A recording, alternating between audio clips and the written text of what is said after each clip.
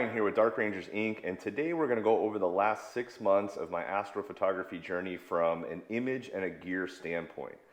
Now, I entered the hobby about 3 years ago with everything going on. It was probably the worst possible time to get into the hobby. And as you guys know, gear was almost impossible to find. So I really had to piece together something that I wasn't totally happy with.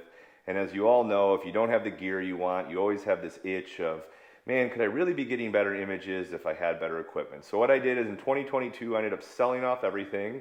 And at the very end of the year, I kind of rebought under one ecosystem. I was able to find a really cool telescope company that's newer out of Canada that I did a review on, if you want to check back on that video as well. And I've been really happy with the results of this equipment, so I want to cover that. And then I also want to cover a couple images. Now, living in Arizona for most of the time period, I've been able to shoot a ton of objects, but I really chose these specific targets because they cover off on issues very specific to astrophotography. So the first one's really going to focus on the effects of exposure length. As you add more data, I did several iterations of this target. What are the effects and impacts? How does it improve the quality, etc.?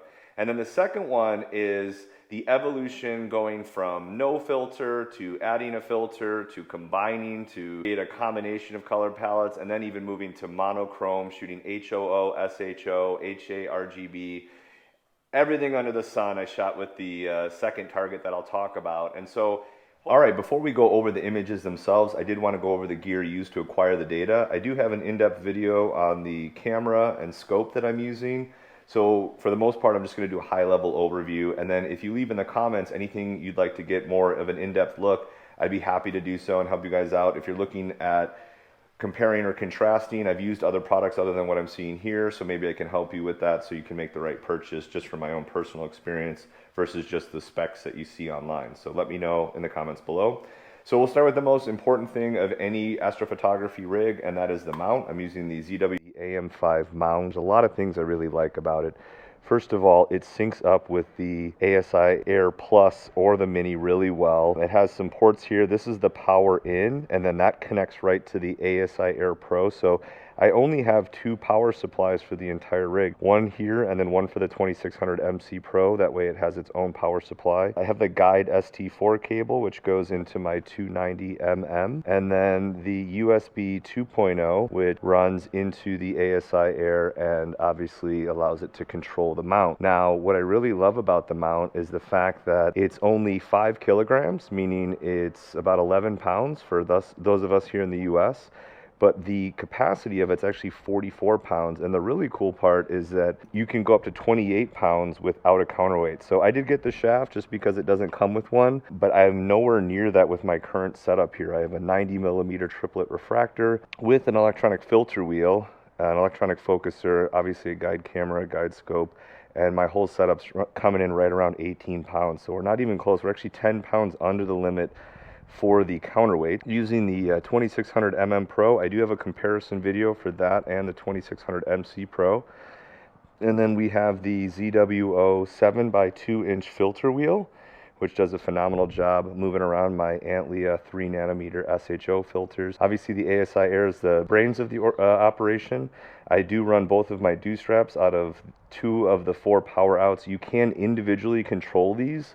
So even though my dew straps do have a dimmer cable, I just leave them all the way up, and then I am able to control them via Wi-Fi with either my iPad or my iPhone. So I can sit right in there in the living room from the comfort of my home and control literally everything. So there's a lot of other features and benefits that I'll go through later on. You guys can go online and look at all the features, so I'll just give you what was important to me with the upgrade. One, the ability to add an extra micro SD card to the back. I typically do use, that's what this is for, a SanDisk solid state drive, one of those blue and orange ones that are really rugged, but it is nice to just kind of have one in there as like a double backup so you know you're covered. And then I don't know if it's the addition of the antenna, but the range is much further. Now, typically when I'm at home, I use it in station mode, and that's one of the features that you select by hitting the little Wi-Fi icon in the app, and then you can pair it with a 2.4G band with your home Wi-Fi. And so anywhere you have home Wi-Fi, then when I'm in the house,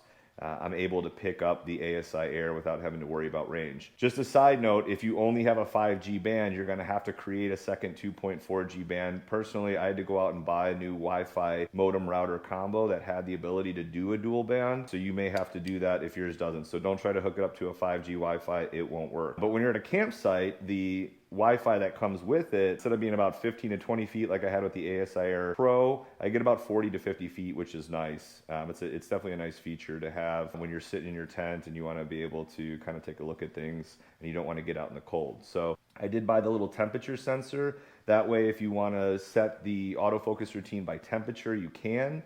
I do love the Antlia filters. I just bought the tri-band filter. That's what's in here right now. I haven't used it yet, so a review video will come the next time I get a clear night with that. So that's a pretty high level overview. When I go camping, I do use the EcoFlow battery. It's a 500 watt hour. I have this big vault. I can put the tripod and the mount head in there. That's the case that came with the telescope, which was nice. And then this big Pelican Air is what I put the scope and some of the other stuff in.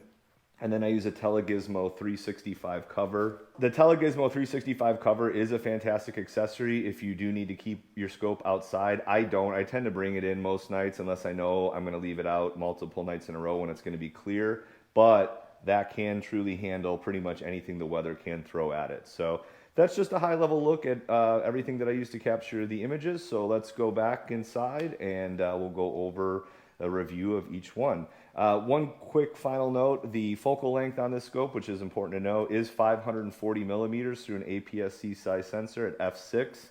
And with the reducer, it's 432 millimeters at f4.8, so it speeds it up a little bit.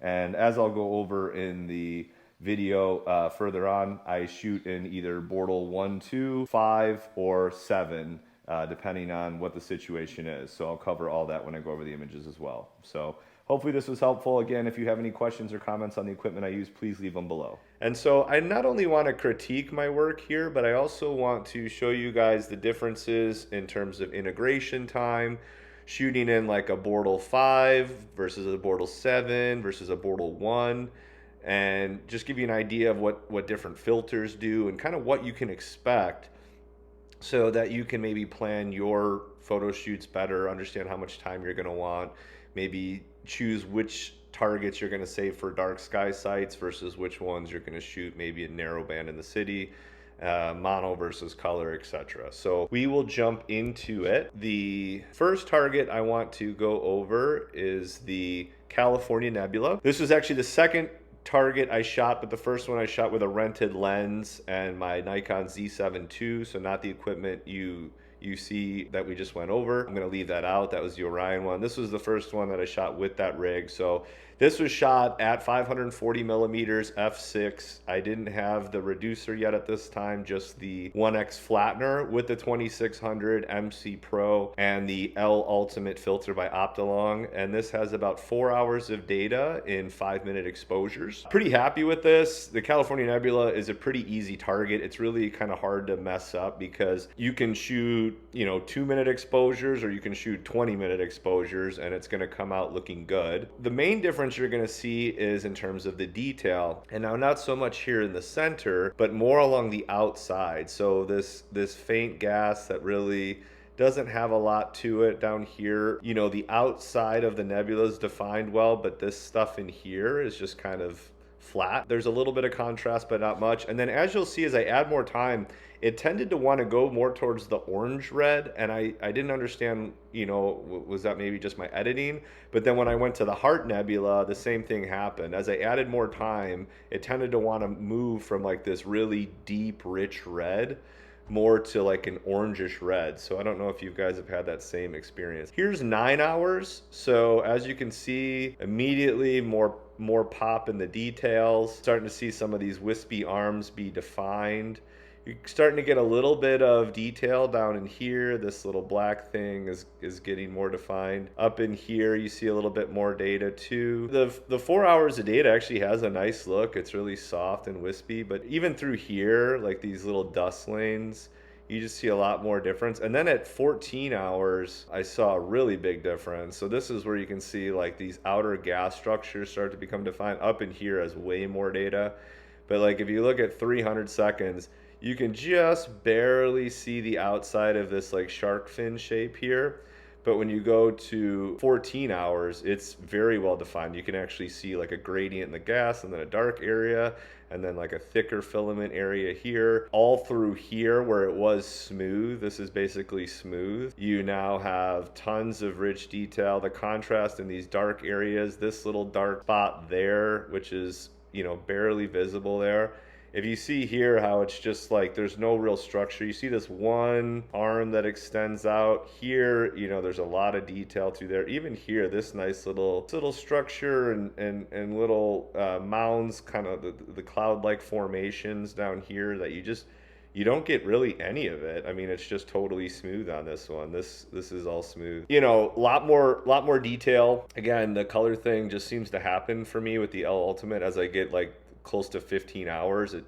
It tends, you can see a little bit in the 9 where it's starting to get brighter and more orange. You know, by the time we get to the 14 hour, just a lot more pop and detail. Could have been me getting a little bit better at editing along the way too, but there's no way you're gonna extract this detail down here and through this shark fin thing and all up in here. There's no way you're gonna tease that out of this. I mean, you might get a little more than I have, but you just, there's no substitution for integration time. And for a Bortle 7, I think the L Ultimate does a really nice job of really cutting out the light pollution. And with this target, it is very HA dominant. I see a lot of people getting, you know, blue O3 gas out of it, and for me, it didn't come out. And this is, you know, 14 hours of data, so it's a pretty good amount.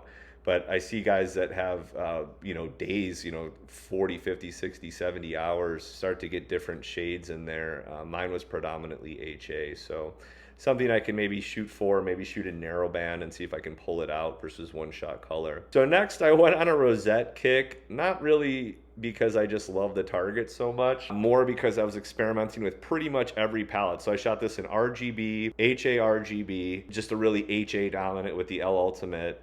And then in narrowband with a monochrome HOO, which was my first ever monochrome image, and SHO. So a lot of different variations of the rosette. This again was at 540 millimeters f6. This was shot in a Bortle 1-2-ish dark sky site right around the new moon, so really good conditions.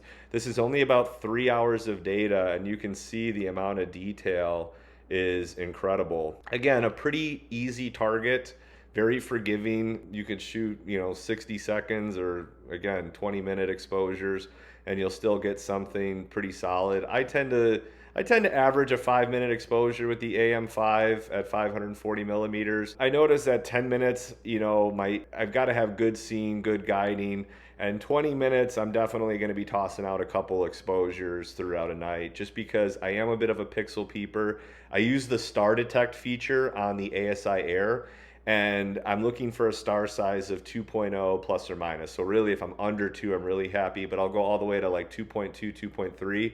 At 2.5, with my setup, I'm throwing it out. If the stars get to 2.5, I typically throw out that subframe just so that I have the best possible data. So between running the focus routine every 1 to 2 hours depending on the night and making sure that my guiding is 1 arc second or better, I usually end up with pretty nice round stars and a good overall image. What I noticed about this, and I don't know if it's because I was shooting in Bortle 2, I see a lot of people with like a really black interior, and I didn't really stretch this a lot. Like I could have pulled a lot more out of this, but I knew I was going to be combining it with an HA layer, so this really was my RGB base. I wanted to do it for the stars. And then you'll see the difference. This really nice kind of milky white turns to pink, turns to crimson. This does not show well in the HA image, and this is with no filter. So anytime I go to a dark sky site, I always try to shoot RGB because you really can't shoot RGB. I don't think it's great above a Bortle 4. And so the darker skies you can get, you don't have any light pollution really filter going on if you're trying to shoot in RGB.